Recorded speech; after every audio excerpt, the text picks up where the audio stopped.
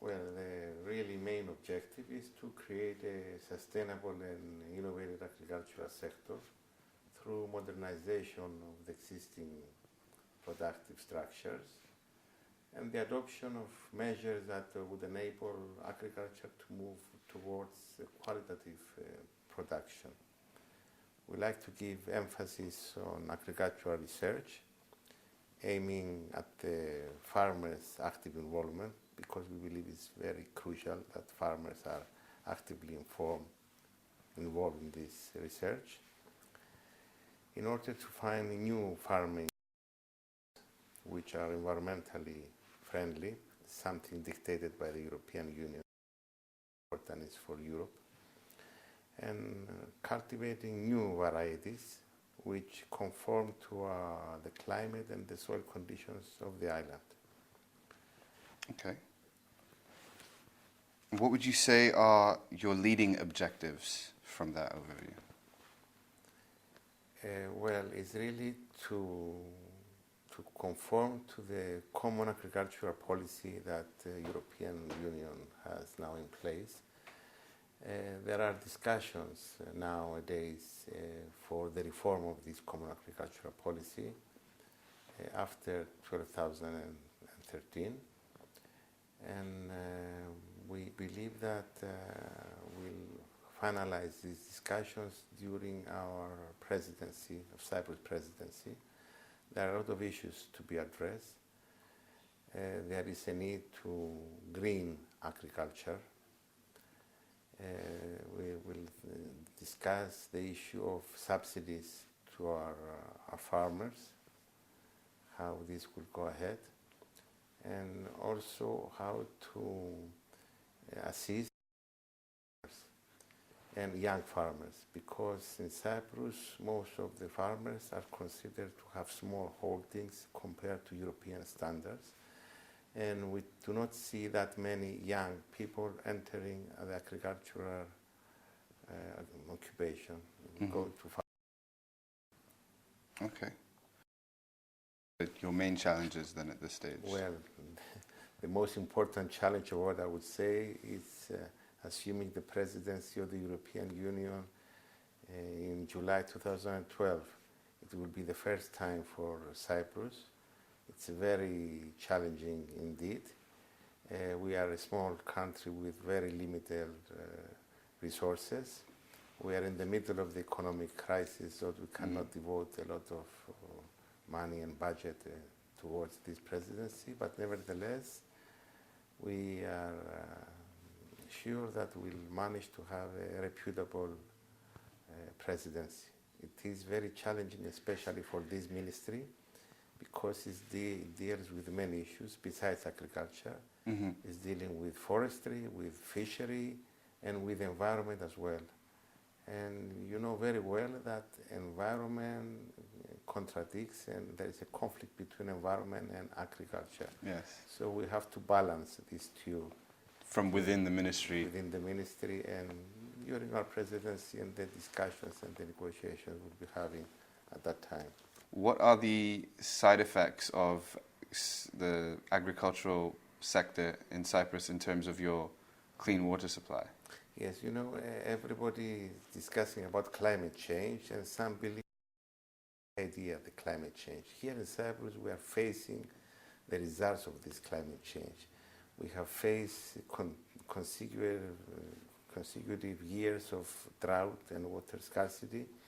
2008, our reservoirs were completely empty at that time, and most of the aquifers depleted. So we had to import water from Greece through tankers. Very tedious and very expensive project, to be honest, but it was the only solution to give water to the population and maintain the tourist industry at that time. Okay. So we have decided that we'll build desalination plants to make sure that Cypriots will have drinking water, that the tourist area will have sufficient supply of water, and will not be facing water cuts again. Meanwhile, all water accumulated in our reservoirs will be given to their farmers. So we have now possibility to give more water to the farmers than we had the possibility before. Previously. Okay, wow. So, I mean, touching on, I guess, the creation of desalination plants, what would you say are other milestones in the sector? We have increased the capacity of the existing desalination plants, and now there are 2 other new desalination plants at the construction stage. Will be finalized, the one in mid-2012 and the other one by the end of the 2012. And when these 2 new desalination plants are completed, Cyprus will be totally independent from rainfall. I mean, potable water will be given to people whether there is rain or not. Okay, wow. So that's huge. It is huge. It is expensive. A lot of green parties do not agree with this solution because desalination is energy consuming, as you know. Okay. It emits CO2 to the atmosphere. But we believe that Cyprus should have water security, and that there is a need to solve this problem once and for all. Okay. What would you say the economic situation and development in the last 5 years as far as environment, agriculture, and Yes, resources? it's very well known that we are going through a huge economic crisis. It's a global economic crisis, as you know. But nevertheless, investments on agriculture are still going high. Through the Common Agricultural Policy and through the agricultural program 2007-2013, and there is a new program going up to 2020. A lot of million of euros will be allocated for agricultural investment. So we believe that people will remain in agriculture, have a healthy profit, and we'll try to promote young graduates who are out of work now to get involved with agriculture. They are better educated than our traditional farmers. We see some of them that are involved in agriculture and in livestock breeding as well, and they are making good money out of this new business. Okay. So how would you say the investment climate is then in the agricultural sector?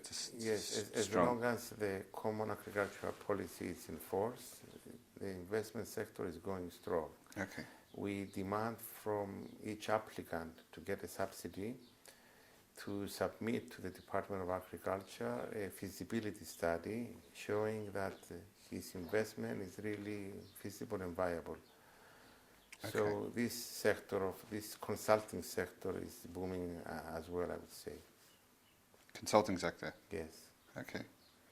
What would you say are some of the noteworthy competitive advantages of agriculture and environment here in Cyprus?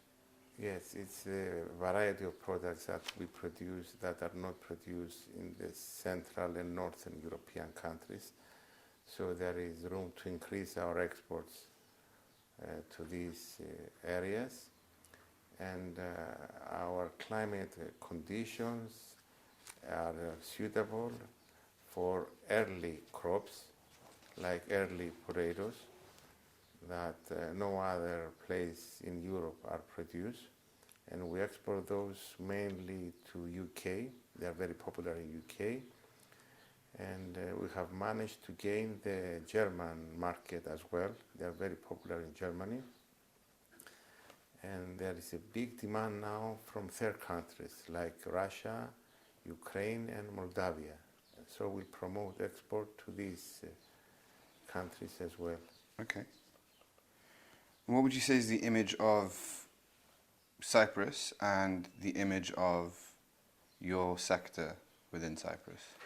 Yes, I must admit that from the economic circles, they like to to state that agriculture contributes less than 3% to the gross national product. And I always remind them about food safety. There is a need to have food safety on the island. And the other one is the environment. If we abandon agriculture, Cyprus will not be green anymore and will be totally desert. So the tourist industry, which is very profitable for Cyprus, will be affected as well. So it's oversimplification to say that agriculture contributes only 2.5% to gross national product. We have to think it more globally. In the complex effects and that the effects it has. that we have if agriculture is abandoned. Okay. And what would you say is your strategy to improve the image of agriculture's importance here in Cyprus? I think we have to stress to various circles the things I've mentioned before, so that there is room to employ unemployed young graduates in the agricultural sector. There is room for new varieties that are of great demand to Central and Northern European countries and to the third countries. And also, as I said before, agriculture keeps Cyprus green. What would you say are the sort of investors you're looking for, and what kind of incentives do they have to come and invest in agriculture here in Cyprus? We are looking for people, first of all, that will love the island.